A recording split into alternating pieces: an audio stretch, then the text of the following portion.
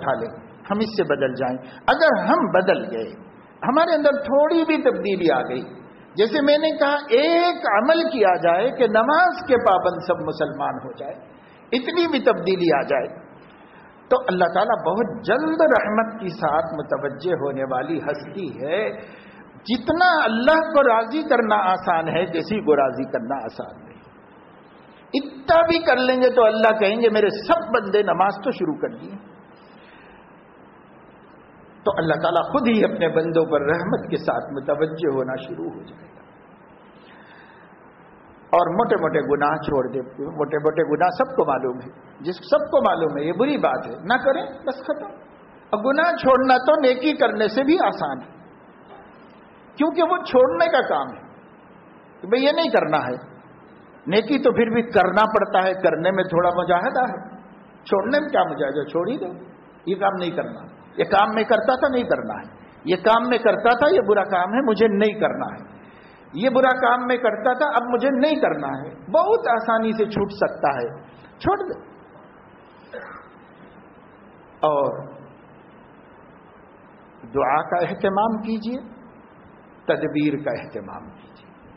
دو دعائیں بہت چھوٹی چھوٹی سی ہیں, سب کو آسانی کے ساتھ یاد بھی ہوں گی زبانوں پہ. ایک نوح علیہ السلام کی دعا ہے, رب انی مغلوب فانتصر. اے میرے پروردگار میں عاجز ہوں, آپ میری مدد فرمائیے.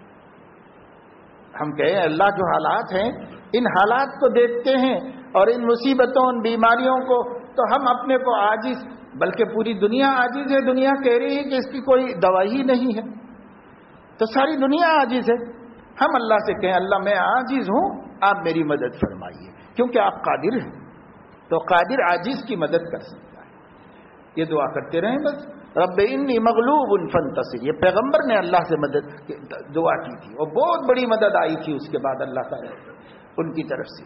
یہ تو خالی کرونا وائرس ہے, ان کے لیے تو طوفان نوح اللہ نے اس سے بچایا ان لوگوں کو, اس دعا کی برکت سے اس سے بچایا, اللہ کو اپنے عذاب سے بچایا. یہ دعا ہم کریں.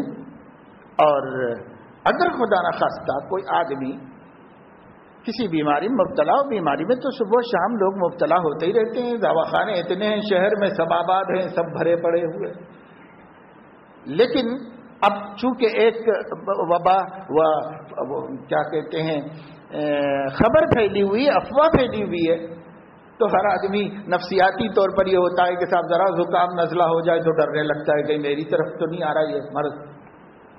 اگر ایسا خطرہ محسوس کریں خدا نخواستہ, تو حضرت ایوب علیہ السلام والی دعا کر دیجیے, ربی انی مسنی الضر وانت ارحم الراحمین.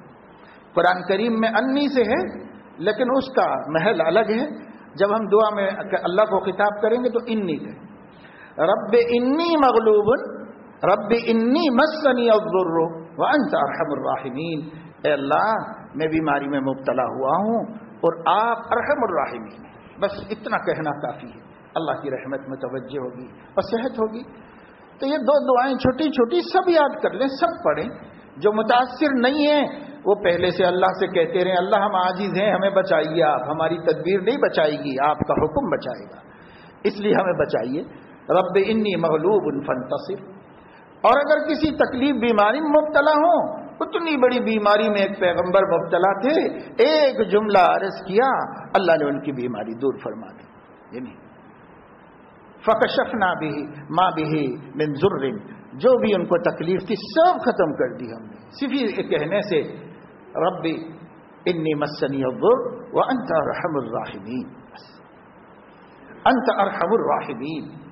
تو اللہ کہے گا کہ میرا بندہ مجھے ارحم الراحمین کہہ رہا ہے, اور اگر میں اس کی پکڑ کروں تو کیسے, نہیں, مجھے ارحم الراحمین وہ مانتا ہے, لہذا مجھے ارحم الراحمین ہو کر اسے دکھانا ہے.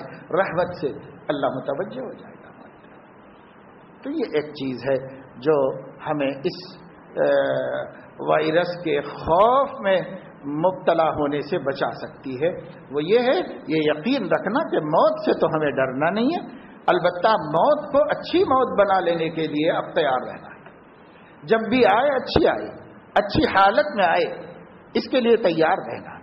اور وہ کیسے تیار ہوں گے, اس کے لیے اللہ کے دین پہ جمنا شروع کریں اور اس کا پہلا قدم نمازوں کی پابندی، 5 وقت کی نمازوں کی پابندی، اور موٹے موٹے گناہوں کو چھوڑ دینا۔ جس کو سب برا سمجھتے ہیں کم سے کم اس کو تو چھوڑ دو، اس کو ہم چھوڑ دیں۔ یہ کام اگر ہم کرنے لگیں تو انشاءاللہ اللہ تعالیٰ ہر خطرے سے، ہر ضرر سے حفاظت فرمائے گا، ہماری بھی اور ہم مومنین کے اس طرز عمل کی برکت سے اللہ تعالیٰ ان کو بھی جن کے پاس اللہ سے مانگنے کا سلیقہ بھی نہیں، اللہ کی ذات پہ یقین بھی نہیں، اللہ کی ذات پہ ایمان بھی نہیں، ان لوگوں کو بھی اللہ بچا لے گا ہماری برکت۔ جانور بھی محفوظ ہو جائیں گے، پرندے بھی محفوظ ہو جائیں گے، وہ ہمارے حق میں دعائیں کریں گے۔ اور اگر ہماری وجہ سے وہ متاثر ہوں گے تو حدیث سے معلوم ہوتا ہے پرندے جانور سب ہم کو لعنت کرتے ہیں کہ گناہ یہ لوگ کرتے ہیں، مصیبت ہمارے اوپر بھی آ گئی۔ تو وہ بد دعا کریں گے ہم کو۔ اس سے بچنے کا یہی طریقہ ہے کہ ہم نیک بنے۔ نیک نہیں بن سکتے تو کم سے کم ہر گناہ کے بعد توبہ کرنے کا اہتمام۔ وہ کیا مشکل ہے، یہ دونوں میں سے کوئی ایک کام کرے، یا تو ہم نیک بن جائیں، یہ بڑی اچھی بات ہے، یہ وفادار بندوں کی بات ہے، یہ شریف بندوں کا طریقہ ہے۔ لیکن اگر ایسا نہیں کر پا رہے ہیں تو چلو گناہگار رہیں، لیکن ہر گناہ کے بعد صدق دل سے ندامت کے ساتھ توبہ کرنے کا اہتمام کریں اللہ تعالیٰ سے۔ اور یہ دو بھی نہیں تو پھر تیسرا طبقہ کوئی نہیں ہے جس پر اللہ رحم کرے، اللہ تعالیٰ کے غضب کے، اس کے قہر ہی کے مستحق ہو جائیں گے۔ دوسری بات جو یہ بتانی ہے وہ یہ ہے کہ ملک کی سیاسی حالات کے مد نظر جو مختلف تدبیریں ملک میں کی جا رہی ہیں، ان تدبیروں میں ایک اہم تدبیر جو ہے وہ محلہ کمیٹی کی تدبیر ہے۔ ہر محلے میں ایک کمیٹی بنائی جانی چاہیے بلا لحاظ مسلک، کس جماعت کا ہے یہ کوئی۔ اس زمانے میں بڑی مایوسی ہو رہی ہے کہ جماعتیں اپنا ٹائٹل چھوڑ کر کچھ کرنے کے لیے تیار نہیں، تو اب ان کو چھوڑ دو، وہ جو بھی کر رہے ہیں اللہ